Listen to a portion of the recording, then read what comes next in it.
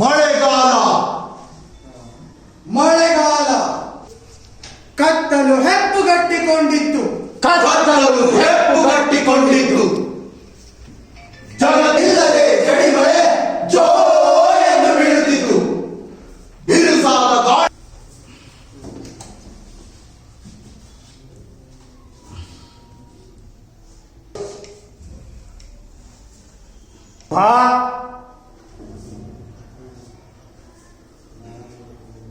ಸುಬ್ಬ, ಏ ಸುಬ್ಬ,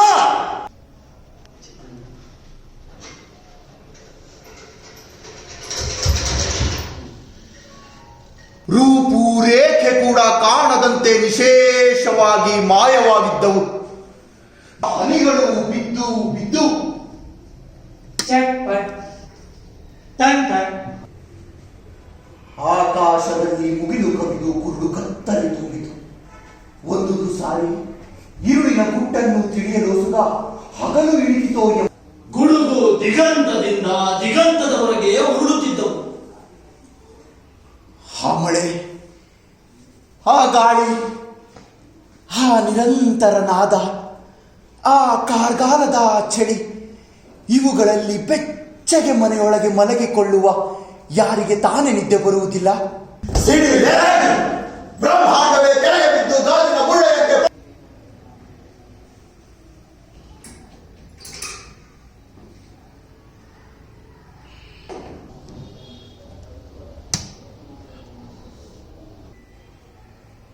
ಸುಬ್ಬ, ಏ ಸುಬ್ಬ ಎಂದು ಕೂಗಿ ಕರೆದರು.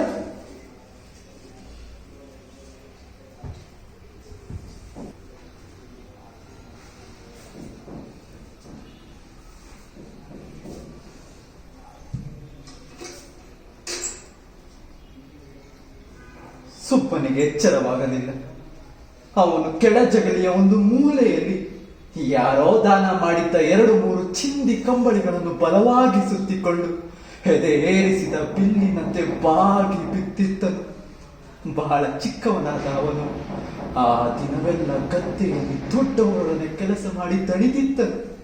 ಅನಾಥರಿಗೆ ಪರಮಚನೀಯಾದ ನಿದ್ರಾದೇವಿಯ ಮಡಿಲಿನಲ್ಲಿ ಆ ಪರದೇಶಿ ಬಾಲಕನು ಮರ ಒಟ್ಟು ಬಿತ್ತಿದ್ದನು.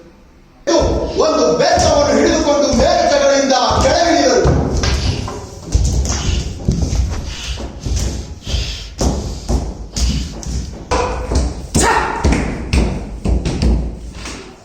ಮನೆ ಯಜಮಾನರು ಶ್ರೀಮಂತರು, ಆ ಗ್ರಾಮಕ್ಕೆಲ್ಲ ಒಡೆ ಕಠೋರ ಸ್ವಭಾವದವರು. ಅವರಿಗೆ ವಯಸ್ಸು ಸುಮಾರು 60ರ ಮೇಲಾಗಿತ್ತು. ನಿತ್ಯವೂ ಶಿವ ಪೂಜೆ ಮಾಡುತ್ತಿದ್ದರು. ಅವರಿಗೆ ನಿಯಮ ನಿಷ್ಠೆಗಳಿಗೆ ಏನು ಕಡಿಮೆ ಇರಲಿಲ್ಲ. ಈಸೆಯಿಂದ ಗ್ಲಾಸಿಗೆ ಹಾಕುತ್ತಾ ಹೊರಗಿದವರಿಗೆ ತಾವು ದೇವರ ಧ್ಯಾನದಲ್ಲಿರುವರೆಂದು ತಿಳಿದುಕೊಳ್ಳಲೆಂದು ಮುಚ್ಚುಳ ತೆಗೆಯುವ ಸದ್ದು ಹಾಗೂ ಗ್ಲಾಸಿಗೆ ಹುಯ್ಯುವ ಸದ್ದು ಹೊರಗಿನವರಿಗೆ ಕೇಳಿಸಬಾರದೆಂದು ಹರಿನಾರಾಯಣ ಹರಿನಾರಾಯಣ ಹರಿನಾರಾಯಣ. ಇದೇನು ಮನವೇ?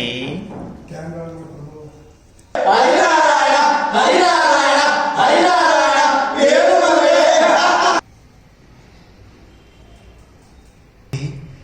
300 ರೂಪಾಯಿ ತೆರೆ ಕೊಡಬೇಕೆಂದು ಹೆಣ್ಣಿನವರು ಕೇಳಿದರು. ಹೊಡರ ಯಾರೋ ನಾನ್ರ ರಂಗ ಏನು ಹಳೆ ಬಾಕಿನೇ ಇನ್ನೂ ಚುಕ್ತ ಮಾಡಿಲ್ಲ ನೀನು? ಅದ್ರ ಮೇಲೆ 300 ರೂಪಾಯಿ ಸಾಲ ಬೇಕು ಒಡೆಯರಂತ ಬಂದಿದೀಯ. ದುಡ್ಡು ನಿಮ್ಮ ಅಪ್ಪ ತಂದಿಕ್ಕಿದಾನೆ ಕೇಳ ಸಾಲ ಕೊಡಕ್ಕೆ.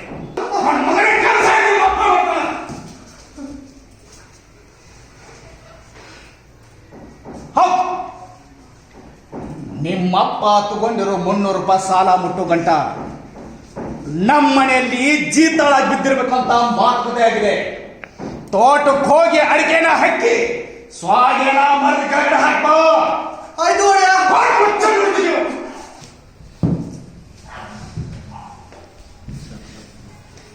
ಕರಗಳಿಗೆ ಹುಲ್ಲು ಹಾಕಿ ಒಟ್ಟಿಗೆ ಕೊಟ್ಟಿಗೆ ನೀರು ಸಗಣಿನ ಗೊಬ್ಬರಕ್ಕೆ ಹಾಕಿ ಬಾ.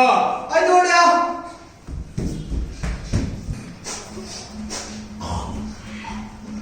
ಮುಗಿದೇನ ಕ್ಯಾಂಪ್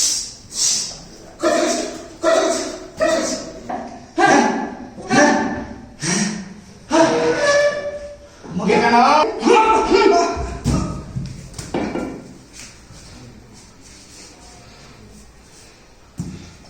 ಸುಬ್ಬನು ದಿನ ದಿನವೂ ಕೃಷನಾಗುತ್ತಿದ್ದನು. ಪರಿಸುತ್ತ ಕೆಲಸಕ್ಕೆ ಕೈ ಹಾಕುತ್ತಿದ್ದನು. ಹೀಗೆ ಆ ಅನಾಥನು ದಿನ ದಿನವೂ ಸುಡುಗಾಡಿಗೆ ಸಮೀಪವಾಗುತ್ತಿದ್ದನು. ಸುಡುಗಾಡಿಗೆ ಸಮೀಪವಾಗುತ್ತಿದ್ದನು.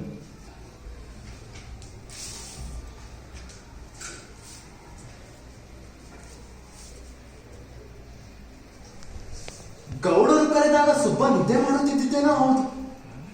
ಆದರೆ ಅನಾರೋಗ್ಯವಿರುವವರೆಗೆ ಕನಸಿಲ್ಲದೆ ನಿದ್ದೆ ಬರುವುದು ದುರ್ಲಭ.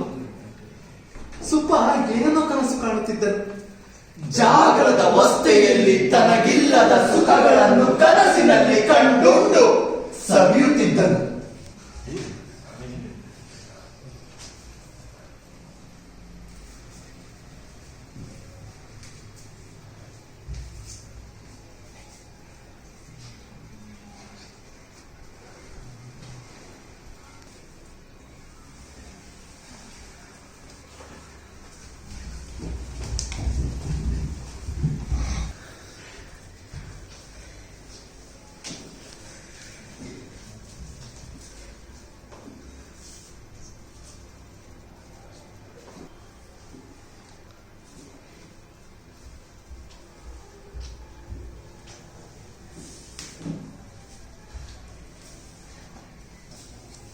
ಜೊತೆಗೆ ಆಡಲು ಹುಡುಗರಿದ್ದರು. ವಿಧ ವಿಧವಾದ ಭಕ್ಷ್ಯ ಭೋಜನಗಳು ಅವನು ತಿಂದು ತಿಂದು ಮಿಗಿಯುವಷ್ಟಿದ್ದವು.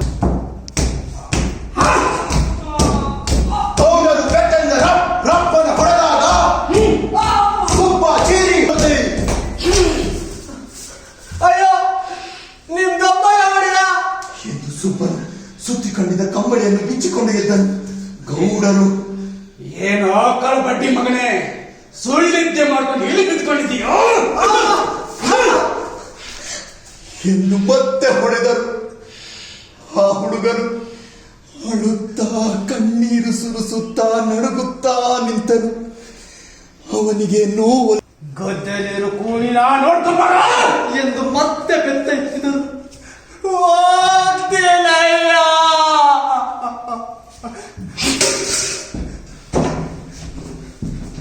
ಕೂಗಿ ಕೆಲಸಕ್ಕೆ ಹೋದನು.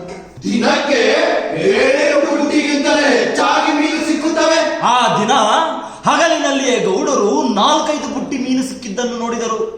ರಾತ್ರಿ ಕೂಣಿ ತುಂಬಿ ಮೀನು ಹುಕ್ಕಿ ಹೋಗುತ್ತವೆ. ಅಥವಾ ನೀರಿನ ಪ್ರವಾಹಕ್ಕೆ ಮೀನು ಬುಟ್ಟಿ ಕೊಚ್ಚಿಕೊಂಡು ಹೋಗುತ್ತದೆಂದು ಅವರಿಗೆ ಭಯ. ಅದಕ್ಕಾಗಿಯೇ ನೋಡು ರಾತ್ರಿಯಲ್ಲಿ ಆ ಪುಟ್ಟ ಬಾಲಕನನ್ನು ಹೊಡೆದು ಹೆಬ್ಬಿಸಿದ್ದು.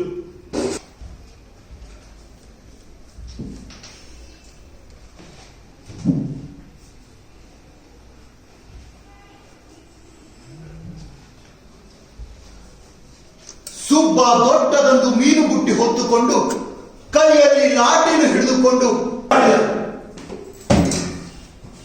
ಮಳೆ ಸುರಿಯುತ್ತಲೇ ಇತ್ತು. ಗಾಳಿ, ಮಿಂಚು, ಗುಡುಗುಗಳು ನಿಂತಿರಲಿಲ್ಲ. ಕತ್ತಲೆ ಕ್ರೂರವಾಗಿತ್ತು.